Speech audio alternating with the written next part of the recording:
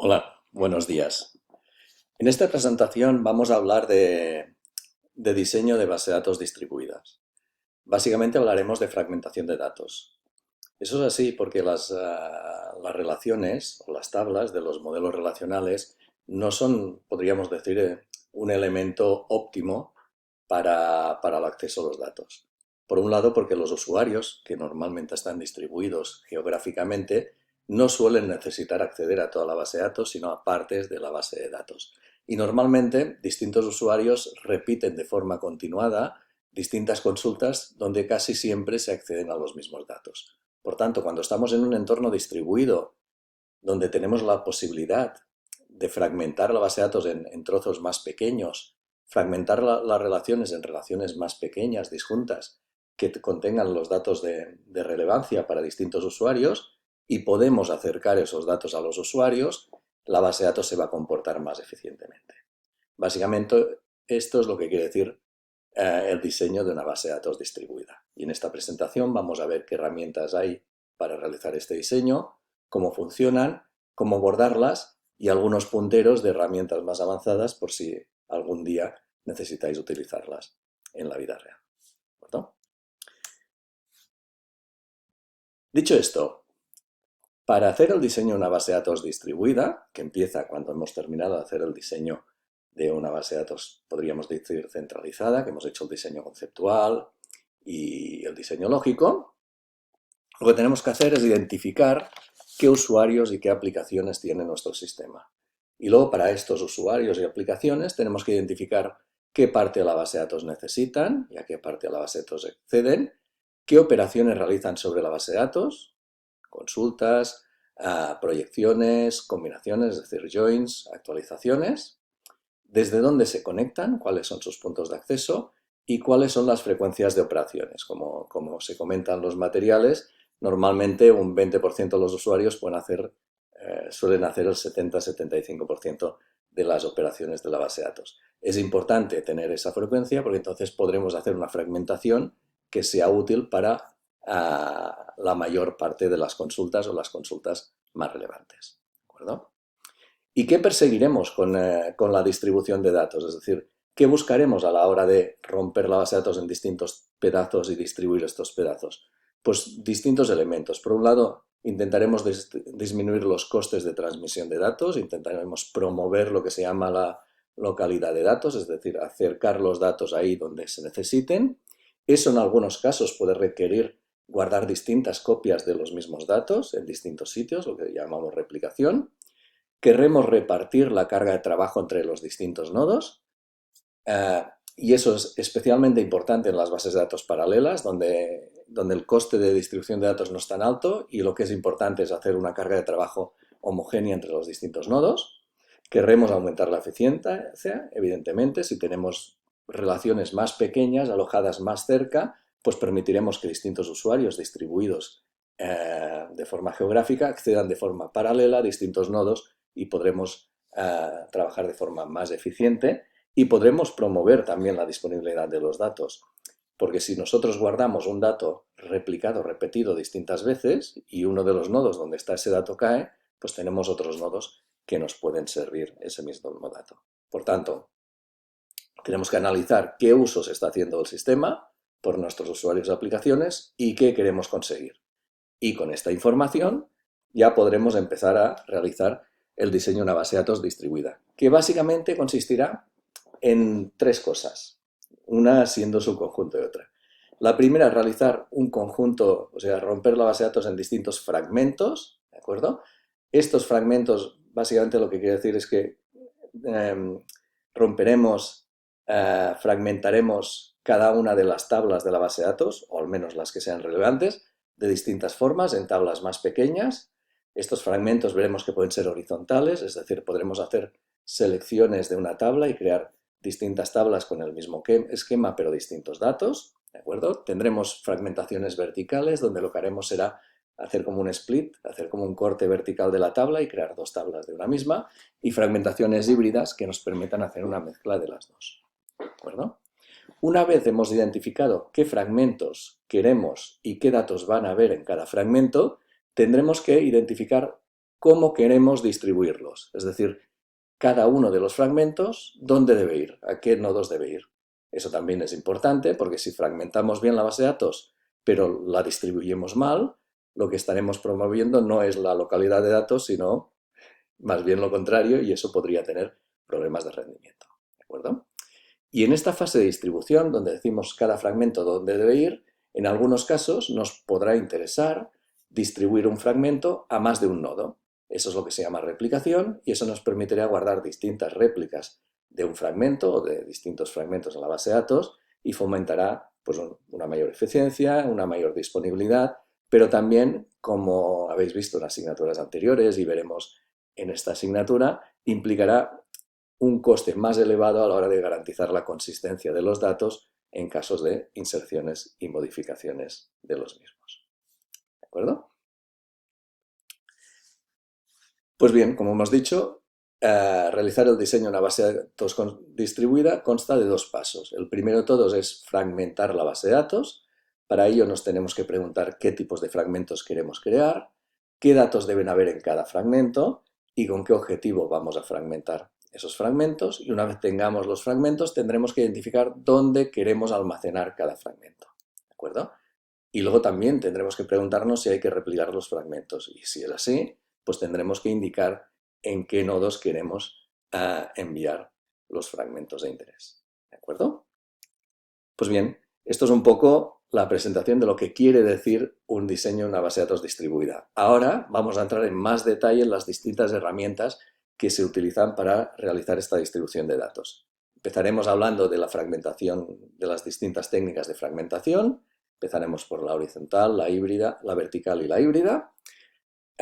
Luego hablaremos de la distribución de datos, qué tener en cuenta y cómo realizarlo. Y luego, una vez vistas las herramientas que se utilizan, veremos sistemas integrados, que son sistemas que utilizan básicamente, hacen la fragmentación y la distribución a la vez, no como procesos separados. Y luego hablaremos de hasta qué punto las técnicas que hemos visto son adaptables a cambios en los requerimientos del sistema o en la red que utilizamos. Y veremos qué alternativas hay en caso de que necesitemos un sistema más adaptable. ¿De acuerdo?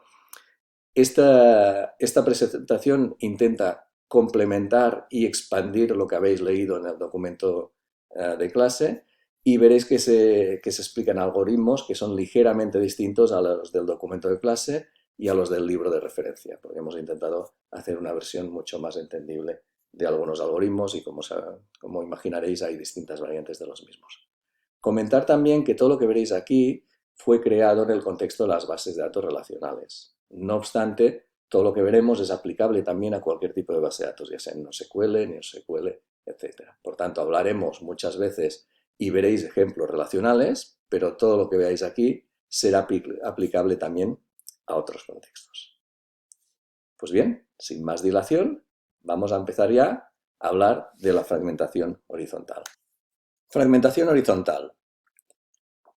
Como ya habéis visto en anteriores asignaturas, la fragmentación horizontal lo que hace es coger una relación, una tabla, y hacer cortes horizontales de la misma.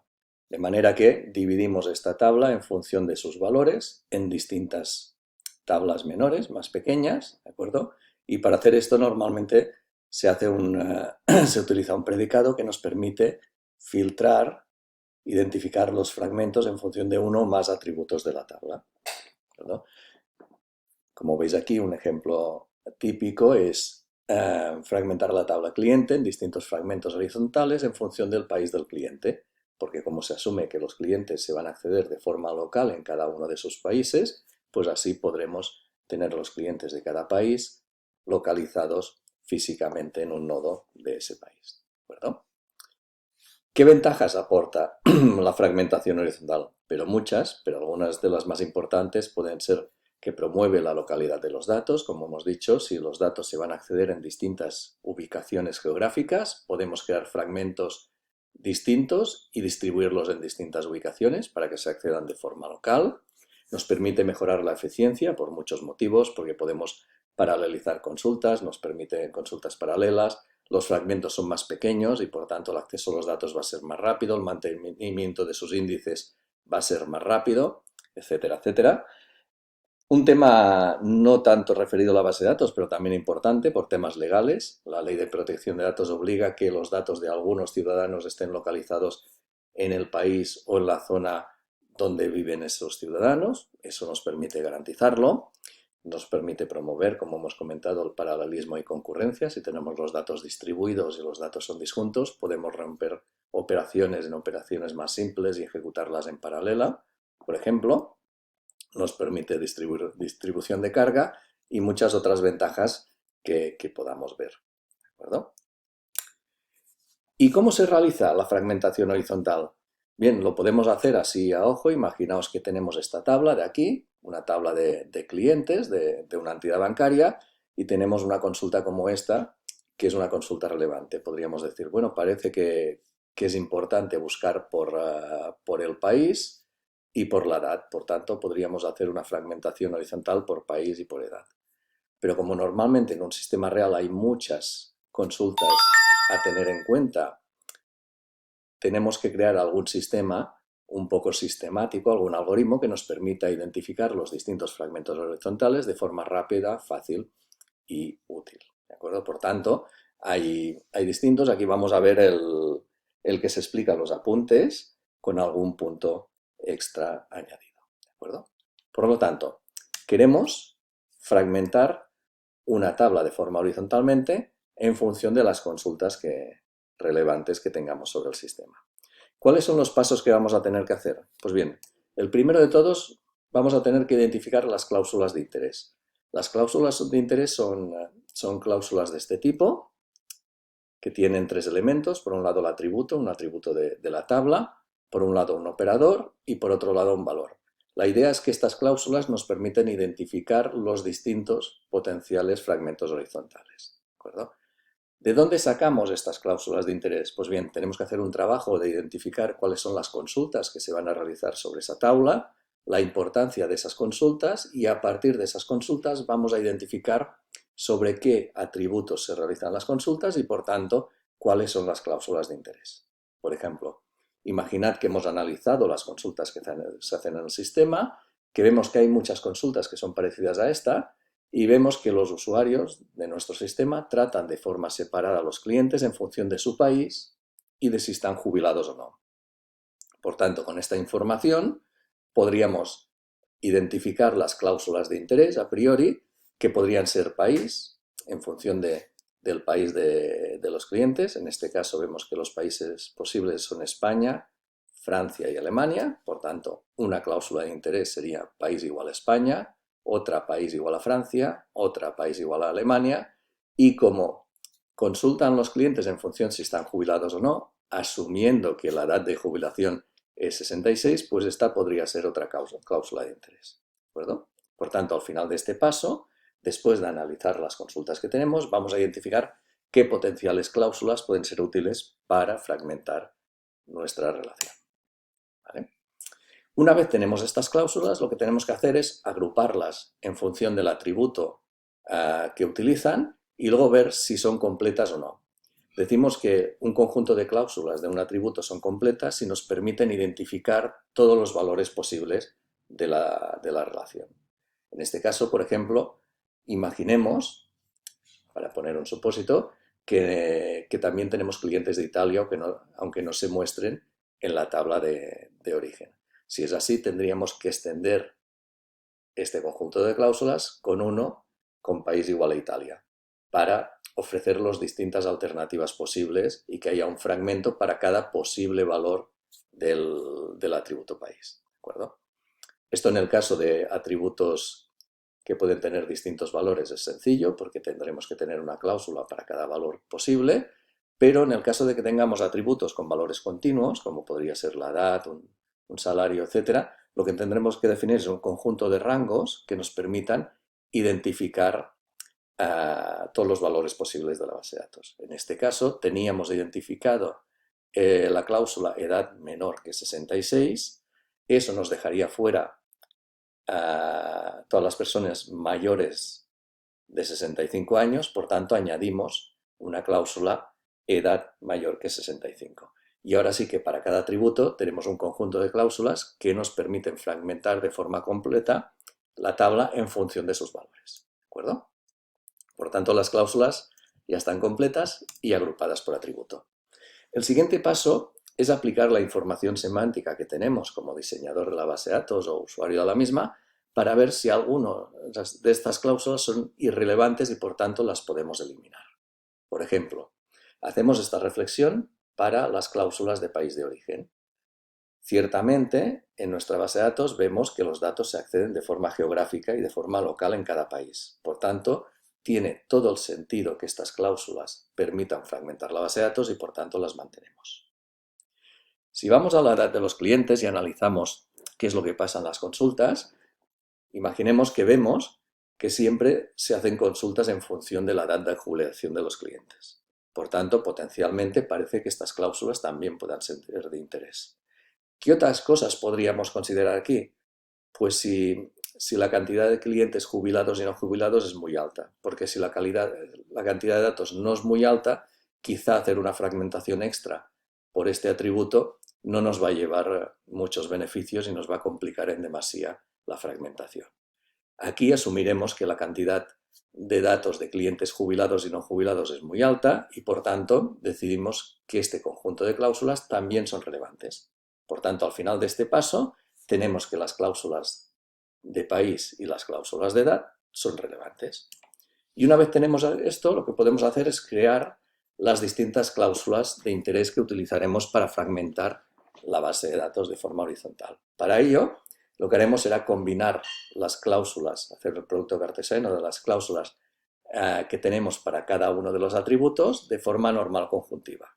Y para cada combinación tendremos un predicado que nos permitirá identificar de forma clara los datos de un fragmento. Por ejemplo, el primer predicado nos permitirá identificar los clientes de España que están en edad laboral, que no están jubilados. El segundo, los clientes de España que están jubilados. El tercero, los de Francia que no están jubilados, los de Francia jubilados y así consecutivamente. Como veis, aplicar la fragmentación horizontal sería aplicar estas cláusulas de aquí para cada uno de los fragmentos. ¿De acuerdo? Pero aún no estamos. Aquí tenemos que hacer otro nuevo paso porque en algunos casos, algunas de las cláusulas que hemos puesto podrían ser semánticamente incompatibles. En este caso no, porque los valores de país y edad no están relacionados a priori, pero imaginar que por las consultas que utilizamos nos hubiera salido algo como esto: país igual a España y ciudad igual París.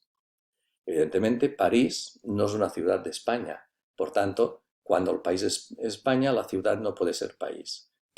En este caso, tendríamos algunas cláusulas que son incompatibles y eliminaríamos parte de esta cláusula para que quedara la cláusula de forma compatible. ¿De acuerdo? Y una vez ahí, ya analizamos los fragmentos que tenemos y seleccionamos los predicados de fragmentación. Ya tenemos nuestros fragmentos. Tendremos 8 fragmentos que estarán compuestos por los datos que cumplen cada una de estas condiciones compuestas que tenemos aquí. ¿De acuerdo? Ahora bien, antes de crear los fragmentos, es importante comprobar, este sería el resultado, es importante comprobar que el sistema es válido. ¿Qué es válido? ¿Qué quiere decir? Un esquema de fragmentación es válido si cumple con estas 3 propiedades. La de completitud, que quiere decir que toda tupla original de la relación que existía en la relación original debe formar parte de algún fragmento, es decir, que no perdemos datos a la hora de fragmentar los datos. La de disyunción, que nos dice que los predicados de fragmentación son mutuamente excluyentes y por tanto las tuplas de la tabla original están en uno y en un solo fragmento. No podemos tener un elemento de la tabla original como la edad de un cliente en más de un fragmento. Y luego la de reconstrucción, que nos indica que debemos poder reconstruir la tabla original a partir de todos los fragmentos. En el caso de la fragmentación horizontal, la reconstrucción se realiza fácilmente mediante una unión. Teniendo en cuenta la manera en que hemos realizado la fragmentación, podemos decir que estas 3 condiciones se cumplen y por tanto tenemos un esquema de fragmentación horizontal válido. ¿De acuerdo? Tened en cuenta que estas tres cláusulas son relevantes para las bases de datos relacionales. En las bases de datos NoSQL también la de completitud y reconstrucción son necesarias. Podemos garantizar que los datos no se pierden al fragmentar y que podemos volver a crear los datos originales, pero como no se busca la normalización, la de disyunción aquí no sería necesaria. ¿De acuerdo? Pues bien, una vez validado esto, ya tenemos, un segundo, el resultado de la fragmentación. Como veis, como no teníamos datos de Italia, tenemos 6 fragmentos, donde en cada uno de los fragmentos tenemos información de los clientes de una localización, es decir, de un país, y los no jubilados y los jubilados. ¿De acuerdo? Bien, este tipo de fragmentación que hemos visto se llama fragmentación horizontal primaria, porque realizamos los fragmentos en función de las necesidades de consulta que tenemos sobre esa tabla o esa relación. Ahora bien, imaginaos un caso como este. Es un caso simplificado porque una cuenta corriente solo puede tener un titular. Pero imaginaos que tenemos clientes y los clientes tienen cuentas corrientes. Una cuenta corriente solo tiene un titular. Si los clientes están distribuidos, fragmentados y distribuidos, lo que tendría sentido es que las cuentas de un cliente estén en el mismo nodo donde estén los datos del cliente. Por tanto, la relación cuenta corriente tendría sentido no que se fragmentase en función de las consultas que hayan sobre la cuenta corriente, sino se fragmentase en función del cliente. Porque así cuando consultemos cliente y cuenta corriente, pues estarán en el mismo nodo, en el mismo ordenador, y podremos acceder de forma fácil. ¿De acuerdo? Esto es lo que se denomina la fragmentación horizontal derivada y permite utilizar las relaciones entre tablas, entre relaciones, valga la redundancia, para fragmentar una tabla en función de los fragmentos de otra tabla. ¿De acuerdo? Para que podamos hacer esto, es imprescindible que la relación que hay entre los dos elementos esté informada en todos los casos. Es decir, que este uno de aquí esté sí o sí. Es decir, no podríamos tener cuentas corrientes que no estén asociadas a ningún cliente. Porque si fuera así, la manera en que se realiza esta fragmentación horizontal derivada nos dejaría esa cuenta corriente fuera de los fragmentos, no estaría ningún fragmento y no cumpliríamos con las condiciones de completitud y de reconstrucción. ¿De acuerdo? Por tanto, es importante garantizar esta restricción. Dicho esto, ¿cómo se realizaría la fragmentación derivada? Pues vamos a verlo en un ejemplo. Imaginar que tenemos los fragmentos de cliente que hemos visto antes y que tenemos una tabla con las cuentas corrientes de nuestros clientes. ¿De acuerdo? Fijaos que la relación entre la cuenta corriente y los clientes está indicada por DNI titular, que es una clave foránea que apunta a la clave primaria de los clientes. De manera que yo puedo utilizar esta relación de DNI titular para promover la fragmentación horizontal de esta tabla. Porque yo sé que si identifico las cuentas corrientes de los clientes de esta tabla y los coloco en un fragmento, los podré ubicar en el mismo sitio porque son datos muy relacionados y se consultarán normalmente de forma conjunta. ¿De acuerdo? Pues esto es lo que vamos a buscar. Y para hacer esto simplemente tenemos que hacer un semi-join entre la relación que queramos fragmentar y los fragmentos que tengamos creados en la tabla relacionada. ¿De acuerdo? Para cada uno de los fragmentos que tengamos. Como bien sabéis, una semi-join es una join donde lo que hacemos es seleccionar de la tabla de origen aquellas filas que tienen correspondencia con la tabla destino. ¿Verdad?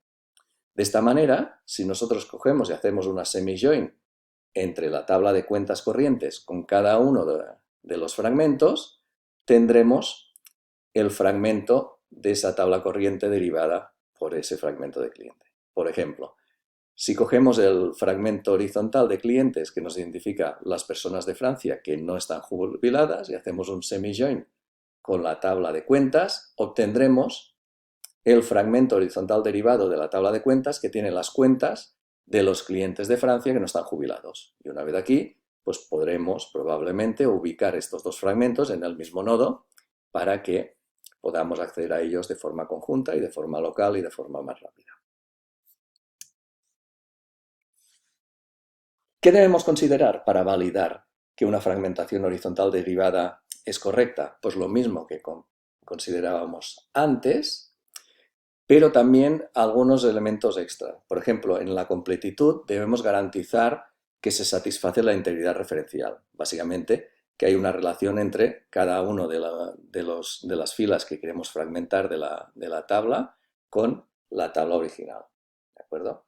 ¿Eso en las bases de datos relacionales? No nos va a traer problemas porque los sistemas relacionales gestionan la integridad referencial, pero en entornos no SQL, donde es el cliente o los programas que utilizan los datos los que deben garantizar la integridad referencial, si queremos utilizar este tipo de fragmentación, tendremos que garantizar que los datos satisfacen la integridad referencial. Es decir, si en algún momento cambio a la clave primaria, tengo que cambiarlo también en las colecciones, nodos, lo que sean los sistemas asociados. ¿De acuerdo?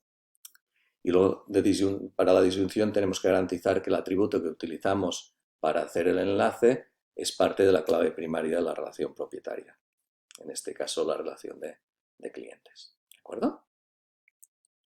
Pues hasta aquí lo que queríamos explicar de fragmentación horizontal. Una vez visto esto, vamos a ver la fragmentación vertical, que veréis que es un poco más compleja que la otra. En la fragmentación vertical, lo que vamos a hacer es fragmentar la tabla en cortes verticales. Es decir, cogeremos una tabla, una relación, y la dividiremos como si fueran dos relaciones distintas, con atributos disjuntos entre sí. De hecho, este tipo de fragmentación lo que intenta perseguir es hacer que los datos, que los campos, los atributos que se consultan juntos estén agrupados en un mismo fragmento. Y así cuando se consulten esos datos, se van a consultar solo los atributos de interés y no todos los otros atributos que pueden no ser de interés y que al estar ahí van a hacer que la consulta no sea tan rendida. ¿De acuerdo? Aquí es un ejemplo donde, por ejemplo, podríamos tener los datos de cliente y podríamos identificar que algunos datos de cliente son interesantes para la parte comercial y otros para la parte facturación. Y como los usuarios que consultan estos datos están en sitios distintos, pues podríamos generar distintos fragmentos y acercarlos ahí donde los necesitarán. ¿De acuerdo? Este tipo de fragmentación es más complicada que la fragmentación horizontal, por identificar qué atributos están íntimamente relacionados y van a consultarse juntos es un problema complejo. ¿De acuerdo? Y normalmente tenemos que utilizar algunas reglas heurísticas para llegar a la solución. Además, si hacemos una mala fragmentación aquí, nos podemos encontrar de que el rendimiento del sistema empeore. ¿De acuerdo? Porque tendremos que consultar distintos nodos para recuperar la información o también porque hacer inserciones cuando tenemos fragmentación vertical puede ser más costoso porque insertar un registro no es modificar los datos de un nodo, sino de más de un nodo, porque los datos están distribuidos de una fila en distintos nodos. ¿De acuerdo? ¿Para qué puede ser útil la fragmentación vertical? Pues por muchos motivos. Para aumentar el ratio de información útil, es decir, recuperar la información que es relevante para nosotros y no la no relevante y así ser más eficiente. Funciona muy bien en los sistemas decisionales. De hecho, en esta asignatura vamos a ver Vertica, que es una base de datos orientada a columnas, un almacén de columnas, donde se utiliza este tipo de fragmentación con otras técnicas de compresión para mejorar mucho la optimización de las consultas, para promover el paralelismo, igual que en la horizontal, y por otros casos reducir contención y otros aspectos que podemos considerar. ¿De acuerdo? ¿Cómo se generan los fragmentos de la fragmentación vertical? Pues bien, como hemos comentado, es un proceso complejo. Hay muchas alternativas, tantas como combinaciones posibles de atributos de una relación y puede provocar un mal rendimiento si no se realiza de forma adecuada. ¿De acuerdo?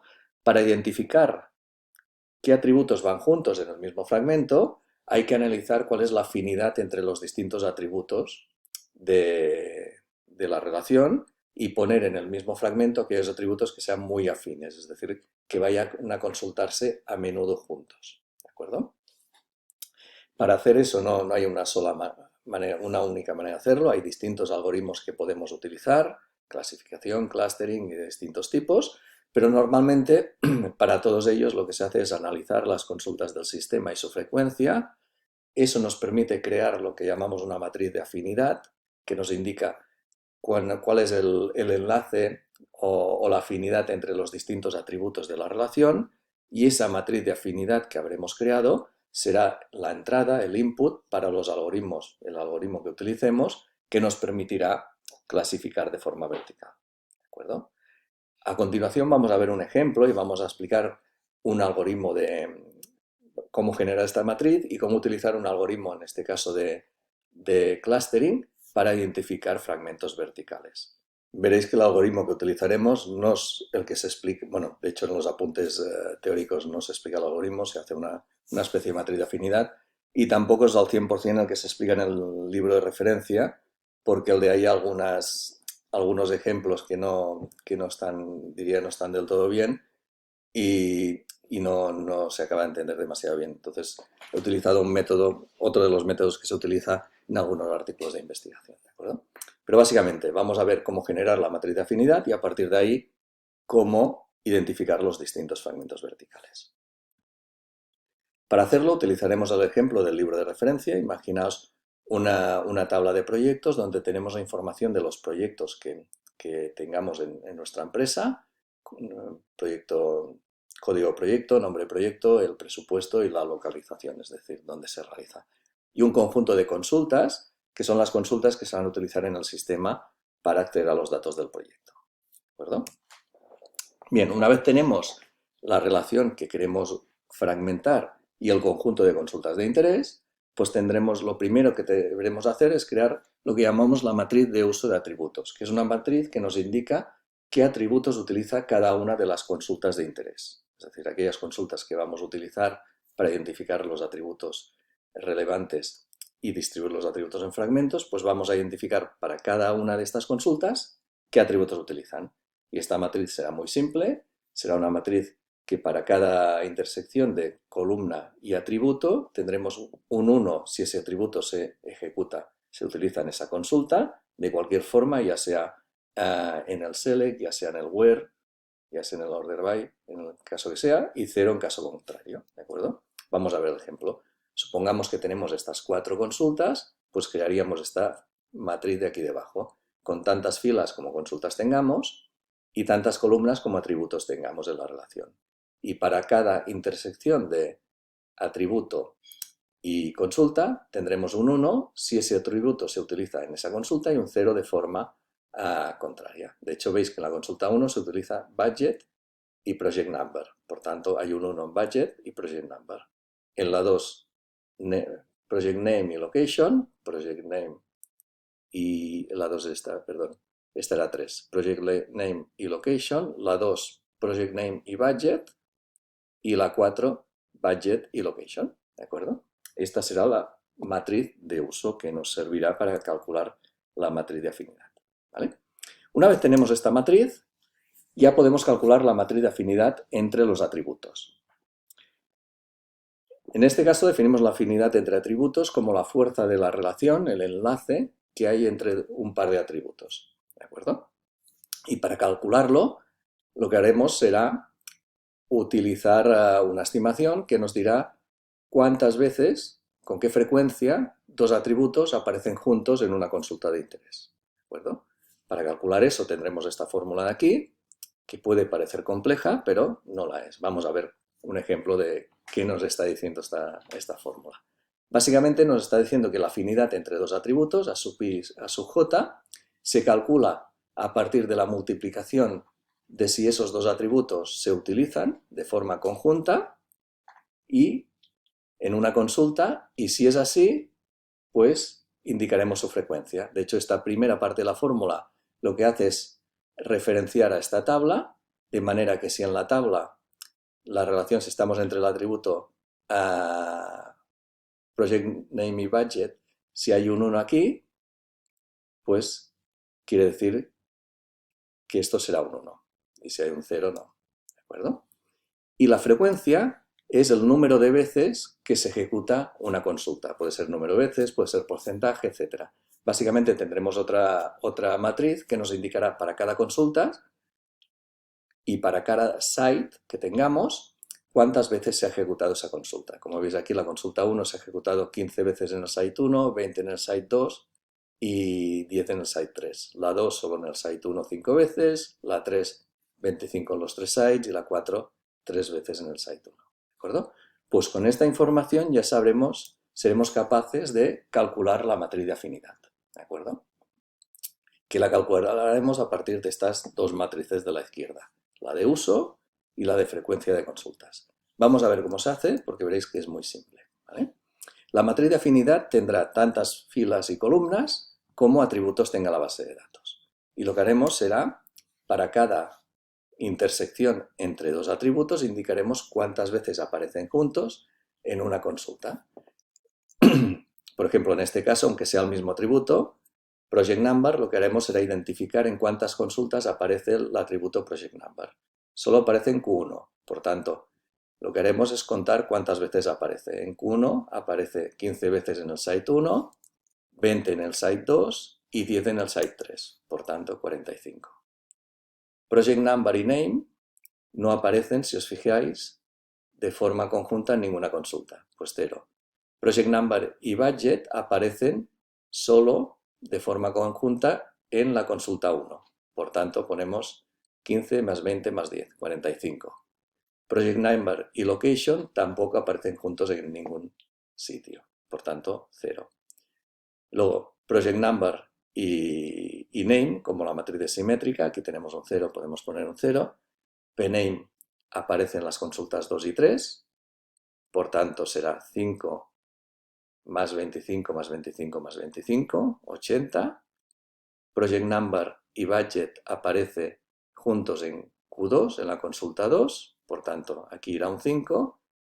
Y Project Name y Location aparece juntos en la consulta 3, por tanto 25, 25, 25, 75. Y así vamos calculando toda la matriz de afinidad. Una vez lo hayamos calculado, ya tendremos la matriz que utilizaremos para los algoritmos de fragmentación. ¿De acuerdo? Una vez tenemos esta matriz, podemos aplicar cualquier algoritmo de fragmentación que haya. Hay bastantes. Aquí os he puesto alguno. Si buscáis, si algún día tenéis que utilizarlo en vida real, os animo a que busquéis un poco, juguéis un poco a ver cuáles funciona mejor. Nosotros explicaremos el Bond Energy Algorithm, que es lo que se explica también en el libro de referencia, con alguna variación. ¿De acuerdo? ¿Qué hacen estos algoritmos? Pues a partir de la información de la matriz de afinidad, lo que hace es reordenar las columnas, perdón, en la matriz, de manera que queden juntos los atributos que tienen más afinidad y por tanto tendremos grupos de atributos que nos permitirán identificar fragmentos verticales.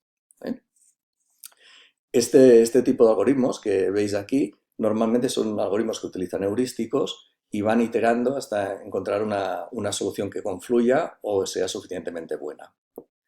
Por ejemplo, el Bound Energy Algorithm lo que hace es intenta poner las columnas juntas de manera que mejore la afinidad global de la matriz de afinidad. Por tanto, hay una medida de afinidad global que se calcula como la afinidad de toda la matriz y nosotros lo que haremos será ir metiendo columnas en la matriz de manera que esa afinidad global mejore. Vamos a ver cómo funciona. Imaginaos que tenemos la matriz de afinidad que hemos visto antes. El algoritmo lo que hace es, primero de todo, crea una matriz con las dos primeras columnas, ¿de acuerdo? Y luego le añade la nueva columna, la columna budget.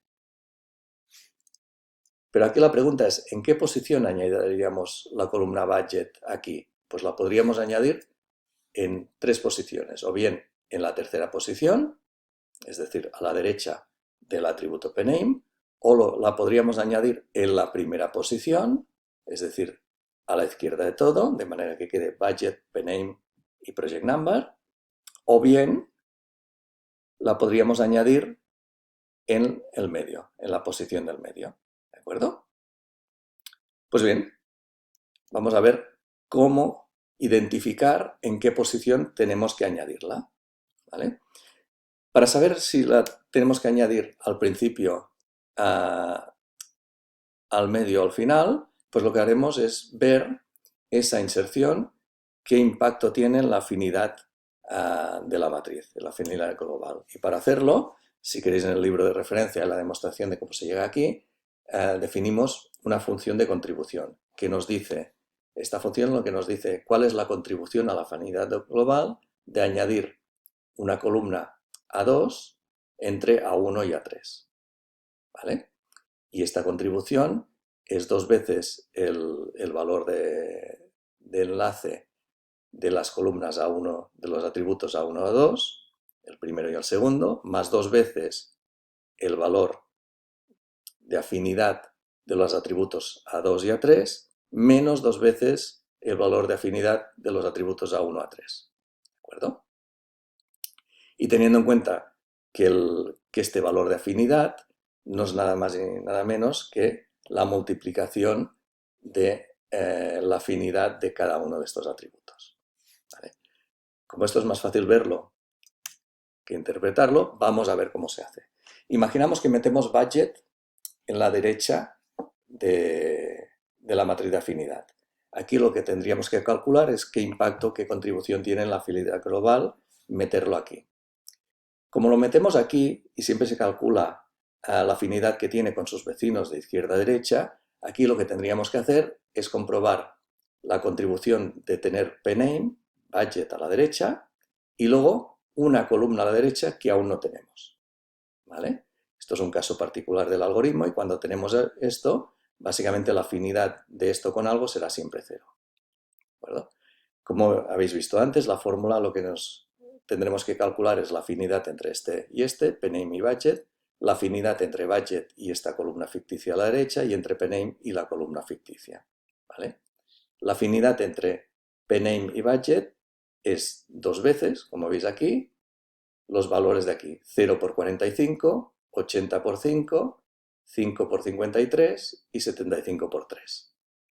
Como la afinidad de este con la columna a la derecha es 0 y la de pname con esta columna ficticia es 0, pues la afinidad total será esto de aquí, que es 1780. ¿De acuerdo?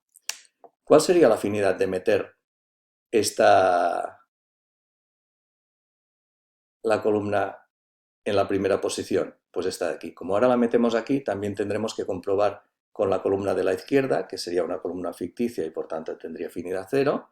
Por tanto, la afinidad de la columna ficticia con budget es 0, la de budget con pname es esto de aquí, y la de esta columna ficticia con pname es 0. Por tanto, la afinidad sería la misma que antes. ¿Vale? Y en el tercer caso, de meterla en medio de los dos atributos, veréis que el cálculo se ha realizado como antes y aquí la afinidad es de 10.150. Por tanto, podemos decir que lo más eficiente es meter budget entre project number y project name. Y dejaríamos ahí la columna. Por tanto, ya tenemos la columna puesta según la afinidad entre atributos. Una vez aquí, nos queda un atributo para añadir en la matriz, que es el de localization. Pues lo añadimos. Y aquí, al igual que antes, ¿dónde meteríamos este atributo? Pues lo podríamos meter aquí, en la primera posición, aquí, en la segunda posición, aquí, en la tercera posición, o aquí, en la cuarta posición. ¿De acuerdo? Os propongo que vosotros realicéis el cálculo, pero os doy una pista. Iría en la cuarta posición, por poco, pero iría aquí. Una vez todos los atributos se hayan añadido en la posición que toca en la matriz de afinidad, tendremos la matriz de clustering que llamamos, pero fijaos que tenemos las columnas ordenadas por afinidad, pero las filas no. Tenemos las filas en el orden original. Pues reordenaremos las filas de manera que nos vuelva a quedar una matriz simétrica, ¿de acuerdo?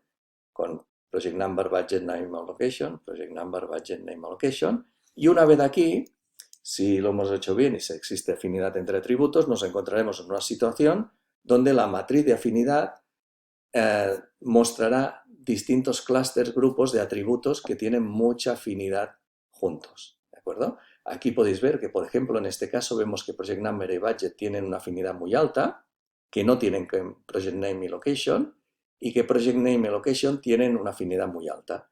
Por tanto, aquí podemos hacerlo visualmente, también hay algoritmos para determinar de forma automática este punto de corte, pues nos permitiría identificar que necesitamos dos fragmentos verticales. Uno con Project Number y Budget, que es este de aquí, y otro con Project Number y Location, que es este de aquí.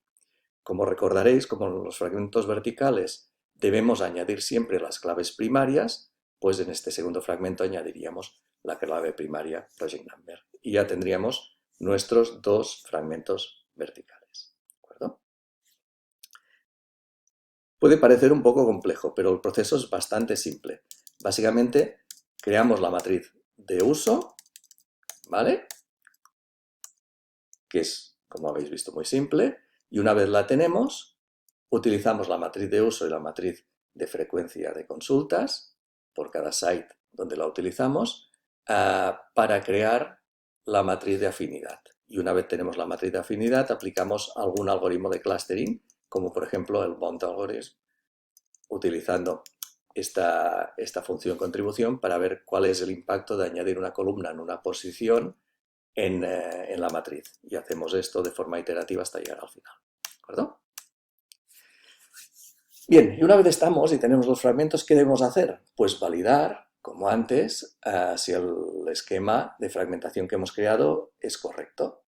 Y es correcto si cumple las tres condiciones. La de completitud, es decir, toda tupla original que existía en la tabla original forma parte de algún fragmento, en este caso sí, por la manera en cómo se han fragmentado los datos. La disyunción, en este caso como los predicados de fragmentación son mutuamente excluyentes, también ocurre, pues hacemos un corte vertical y los atributos están separados. En disyunción no se tiene en cuenta la clave primaria porque es necesaria para hacer la reconstrucción. La reconstrucción en un fragmento vertical siempre se hace utilizando la combinación, el join de todos los fragmentos. ¿De acuerdo? Al igual que antes, este algoritmo también es aplicable en bases de datos no SQL, teniendo en cuenta que la disyunción no es necesaria en este caso. ¿No? Y bien, hasta aquí la fragmentación vertical. Hemos visto la fragmentación horizontal y la fragmentación vertical. Hay otro tipo de fragmentación que combina las dos, donde podemos hacer una combinación de fragmentación horizontal y vertical a la vez, y se denomina fragmentación híbrida. Un ejemplo sería este, donde hacemos una fragmentación vertical de la tabla de clientes para identificar dos fragmentos verticales y luego uno de estos fragmentos verticales lo podemos fragmentar de forma horizontal. ¿De acuerdo? Si lo hacemos bien, utilizando las técnicas que hemos visto antes, garantizaremos que los fragmentos híbridos que creemos validan completamente las condiciones que hemos indicado. ¿De acuerdo? Y bien, esto es lo que queríamos comentar de fragmentación horizontal, horizontal derivada, vertical e híbrida. Una vez hemos hecho la fragmentación, el siguiente paso es identificar dónde se almacenará cada uno de los fragmentos. Es decir, ya tenemos los fragmentos, pero ahora tenemos que decir dónde se almacenarán e intentar hacerlo de manera que optimicemos su coste, es decir, que el coste de almacenar el fragmento en un nodo sea bajo, que el coste de consultar ese fragmento en ese nodo sea el menor posible, el de actualizarlo también sea el menor posible, que el coste de comunicación se minimice, etc. Y también lo haremos de manera que optimicemos su rendimiento, es decir, que nos mejore el rendimiento de las consultas o que nos mejore el throughput, la tasa de salida de datos de cada uno de los nodos. ¿De acuerdo? Esto es un poco lo que buscaremos en la localización de los fragmentos. Cuando nosotros localicemos un fragmento, es decir, distribuyamos, digamos, en qué sitio queremos ubicar un fragmento, lo que podemos decidir es guardar solo una copia de cada fragmento, lo que llamamos una base de datos particionada, no habría réplicas. Guardar más de una copia de algunos fragmentos, pero no de todos, lo que nos daría una base de datos parcialmente replicada, o guardar una copia de cada uno de los fragmentos, lo que nos daría una base de datos totalmente replicada y nos facilitaría, nos permitiría una disponibilidad mucho más alta. ¿De acuerdo? No entraremos en detalle de cómo realizar la distribución. Veréis algún ejemplo en el libro de referencia. Solo comentaros que es un problema NP-hard, es un problema NP completo, es decir, no polinómico, y es un problema complicado. Y normalmente las soluciones que hay son soluciones subóptimas, no son soluciones óptimas porque no se puede llegar a una solución global final. ¿No?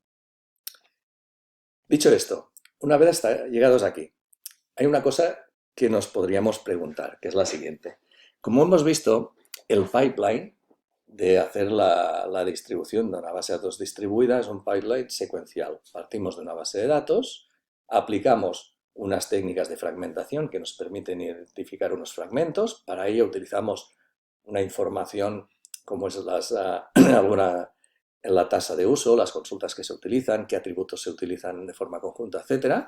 Y luego tenemos que identificar en qué nodos, en qué ordenadores vamos a ubicar esos fragmentos, la distribución, que lo hacemos después de la fragmentación y utiliza algunas métricas que la mayoría de las veces son las mismas que se han utilizado en la fragmentación. Y esto para crear la base de datos distribuida. Aquí la pregunta es, ¿tendría sentido ejecutar la fragmentación y la distribución a la vez? Pues bien, puede hacerse y hay un conjunto de sistemas que lo hacen de forma conjunta, de manera que tienen información pueden o no tener, ahora veremos, información de los datos de uso de la base de datos y en función de esa información, pues realiza a la vez la fragmentación y la distribución de datos. ¿De acuerdo? Bien. Estos sistemas que combinan la fragmentación y la distribución hay de dos tipos. Los que son agnósticos a la carga de trabajo, es decir, no consideran los elementos relevantes para la base de datos como el tipo de consultas que tienen o cómo se realizan o qué atributos se utilizan de forma conjunta, que son los que veis aquí. Básicamente hay más, aquí están los más clásicos, el round robin, que lo que hace es cada vez que se inserta un dato se va colocando de forma secuencial en cada uno de los nodos. De manera que el primer dato se inserta en el primer nodo, el segundo en el segundo, el tercero en el tercero, el cuarto en el primero si hay 3 nodos y así de forma consecutiva. Otro sistema de hacerlo es mediante una función de hash. Cuando insertamos un dato, aplicamos un valor de hash, una función de hash a ese dato y en función del resultado pues lo asignamos a un nodo u otro. ¿De acuerdo? Este lo conocéis bien de las asignaturas de base de datos NoSQL y es el de Consistent Hashing. Y otro es particionamiento por rango, es decir, en función del rango de valores de algún atributo de una tabla, de una colección, de lo que sea, pues se distribuyen los datos en cada uno de los nodos. ¿De acuerdo? Este también sería el que utilizan muchas de las bases de datos NoSQL que habéis visto. Pero estos sistemas, el diseñador de la base de datos decide utilizarlo o el sistema gestor de base de datos en función de algunos parámetros que crea relevantes, pero no necesariamente haciendo un análisis previo de qué fragmentos hacer y como hemos realizado anteriormente. Hay otros sistemas que sí que ya son conscientes de la carga de trabajo y nos permiten hacer una fragmentación y distribución muy eficiente, muy adecuada, utilizando datos de uso del sistema. Algunos de estos utilizan, por ejemplo, un sistema basado en grafos, como el que veis aquí, donde lo que hacen es representar mediante nodos los datos de la base de datos, una tupla de datos, un elemento, un atributo, por ejemplo. Por tanto, aquí tendríamos los distintos atributos de la base de datos, los valores, las relaciones entre dos fragmentos de datos de la base de datos, entre dos atributos, indican que hay una consulta que realiza la consulta de estos dos atributos de forma conjunta y el peso que asignamos a cada relación nos dice cuántas veces se ejecuta esa consulta, cuál es su frecuencia. ¿De acuerdo? Con esta información nosotros podemos analizar el grafo y realizar clusterings para intentar identificar clústeres del subgrafo de manera que sean lo más disjuntas posible y así crear fragmentos de la base de datos que sean eficientes para nuestro sistema. ¿De acuerdo? Hay bastantes ejemplos, podéis encontrar más información en el libro de referencia si lo necesitáis. ¿De acuerdo?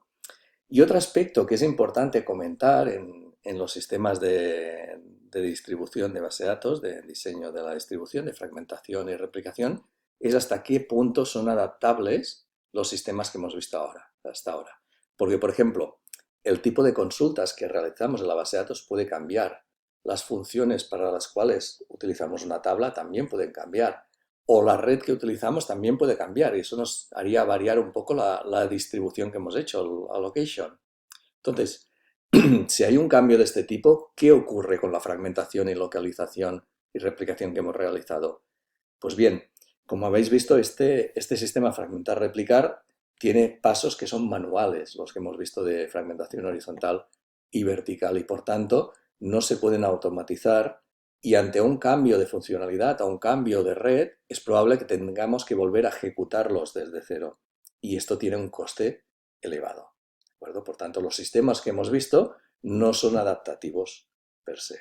Y en caso de cambios continuados e importantes, pues quizá eso pueda ser un problema.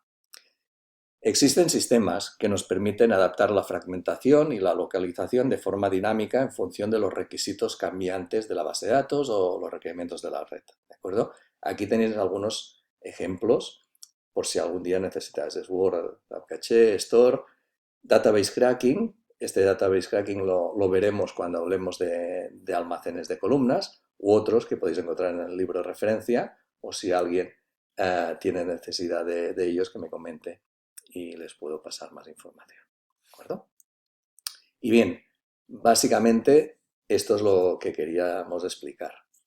Explicar qué quiere decir hacer el diseño de una base de datos distribuida, explicar cuáles son las herramientas de distribución que tenemos, fragmentación horizontal, la básica, la derivada, fragmentación vertical, fragmentación híbrida, explicar que hay un proceso importante que es la distribución, identificar cada fragmento dónde vamos a almacenarlo y si tenemos que almacenar cada fragmento más de una vez, eso nos lleva a replicación y luego ver que hay otros casos donde hay sistemas que hacen la fragmentación, la replicación de forma integrada, en algunos casos sin tener en cuenta los requerimientos de la base de datos o las funcionalidades, en otros sí, y que algunos de estos, bueno, que los sistemas que hemos visto no son adaptables per se y en caso de que necesitemos adaptarlos con el tiempo, pues hay otras alternativas que pueden ser relevantes, ¿de acuerdo?